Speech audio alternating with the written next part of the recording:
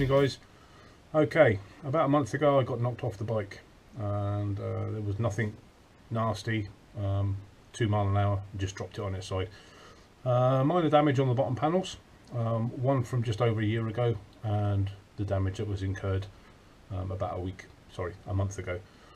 So without further ado, I'm going to get on, show you the bit of the damage, take the panels off, make a start.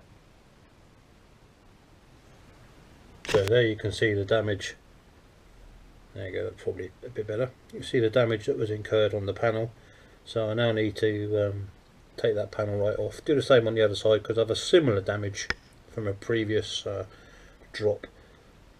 So the first thing we need to do is to take out that one, that one, that one, and that little one down there, and then both sides of the lower fairing will come off. So there you can see the damage a little bit more clearly. It's not particularly deep in fairness, it's probably, I don't know, maybe 1/10 of a millimetre if that. But it's enough for me to obviously need to do something with it because it looks nasty, and I'll show you the damage on the other panel. And that's the damage on the second panel. So the first thing for me to do now, again that's very minor, clean all the dirt off the panels and then start to rub it down.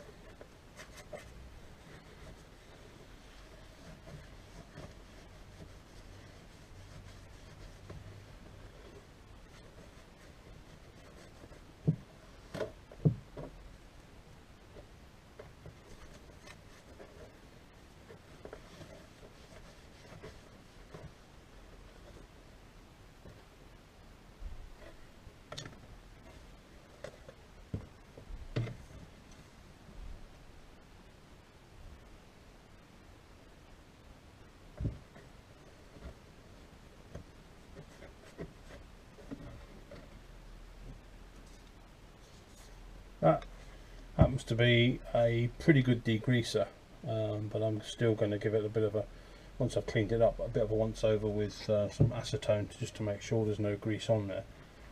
These will obviously need to be totally free of grease and grime, but for the moment at least I can see where I'm working. There's a bit of a bubble there, which obviously is a set for something that's on the inside on the bike. So what I'm going to try and do is, because this piece here isn't damaged, it has a few little nicks and scratches commensurate with age, I believe is the technical term, but what I'm going to try and do is to try and keep all the repair work on the bubble and then blend the paint in around the side. If it doesn't work, then I'll just spray the whole lot, but might save myself a whole lot of work if I can just keep it to a small area.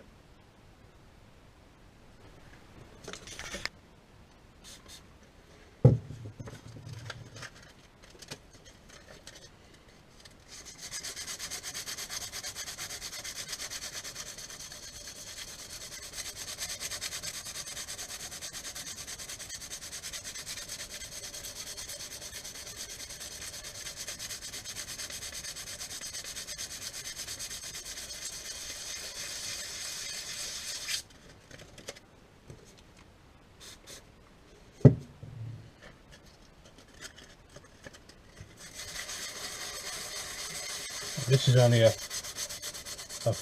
well, not really a fine grit, more of a slight medium, but on the finer side of medium, if that makes sense. I don't want to go too aggressive and have to start having to use filler because I've got so many deep scratches on it. At the moment we're talking microns rather than anything else. So let's see how we go.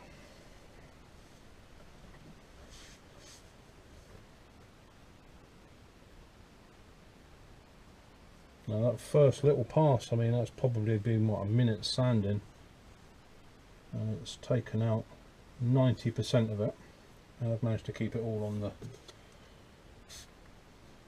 the bulge, just a wee bit more, and then I am pressing very lightly as well.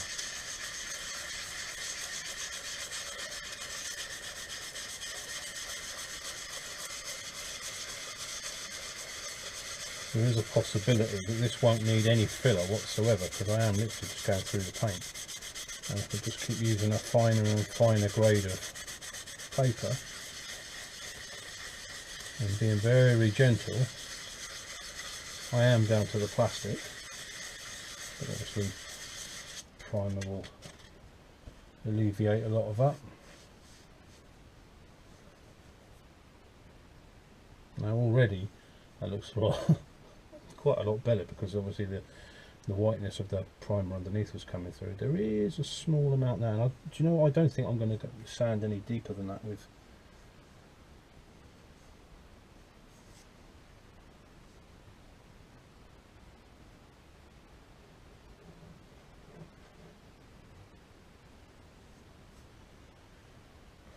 We'll go a little bit more.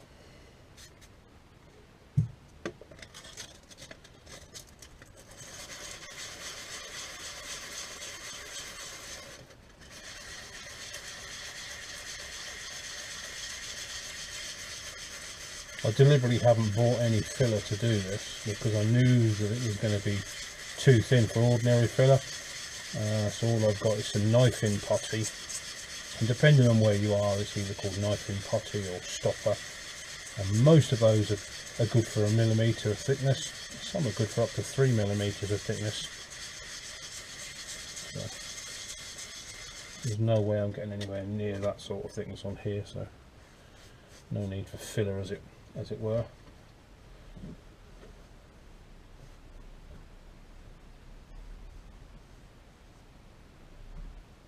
That's pretty smooth. Just needs to go to some finer stages, and then I whack a little bit of the filler in that.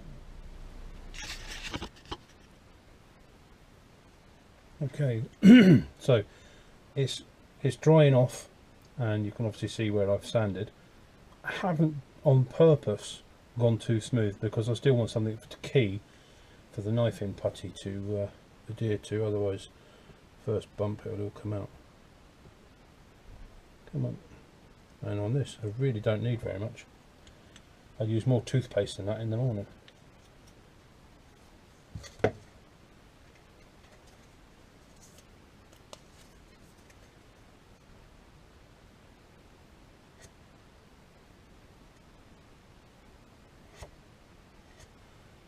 Now when you're doing this, always remember, the more you put on, the more you've got to rub off.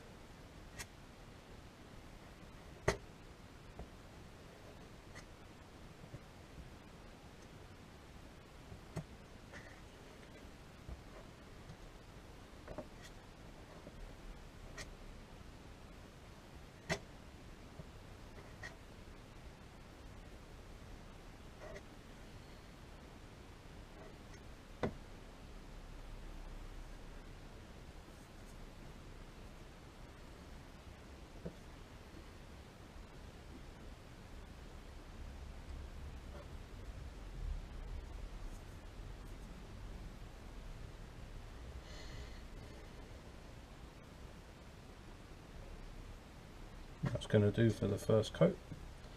Need to leave that now to dry. Okay, time for a cuppa. Now this one's slightly different. The markings that are in here now really are just in the clear lacquer and in the very top layers of paint. They haven't even got through to the primer, but you can feel them and you can hear them as well. So these are going to get a wider sanding, but very light. I'm not going to start off with the 180, I'm going straight in with the 320. Loads of lube.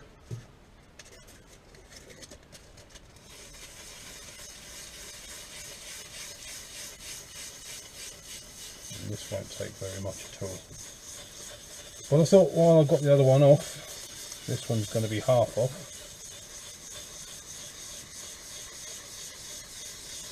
That makes sense to give it a go.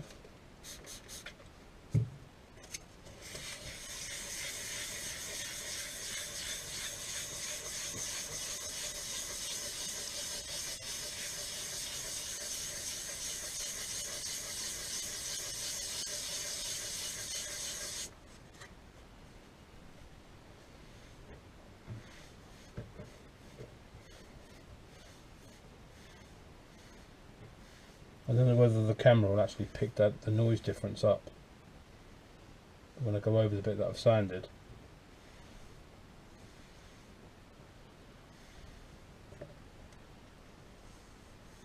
But that's already taken all the hills and crests off. There is no need to sand any more on that. I just want a little bit of the old knife in putty. So it's all smooth as a baby's bum now. These are all now recessed, none of it is raised. So again, we're just going to want a small amount of the putty. Out you come, you bugger. It's actually quite a thick and gloopy one. I've not used one this thick and gloopy before. That's more than enough on there.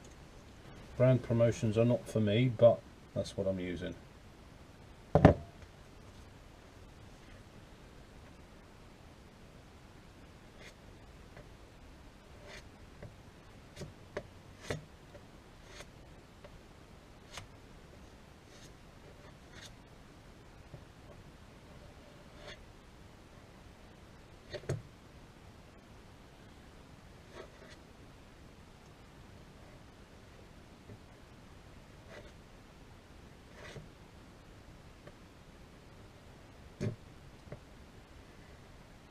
What I'm actually trying to do is to take off as much as I can,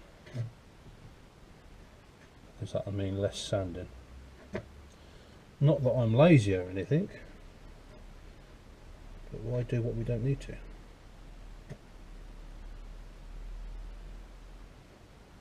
There's a very good chance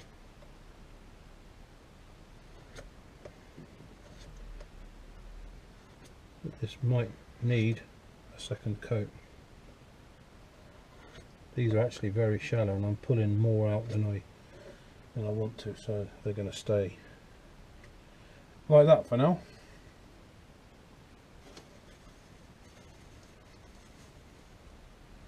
That's both sides done. It takes about half an hour for this to become sandable. I've got some halogen light on it anyway, which will probably speed the process up slightly. But fingers crossed. Okay, so that's dry now, so we'll just give it a little bit of lubricant, and I'm now up to 500 grit.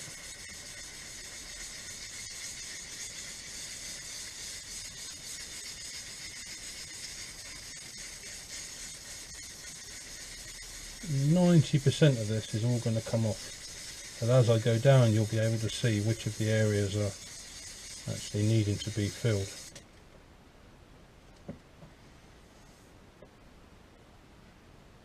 See, now the areas are more pronounced.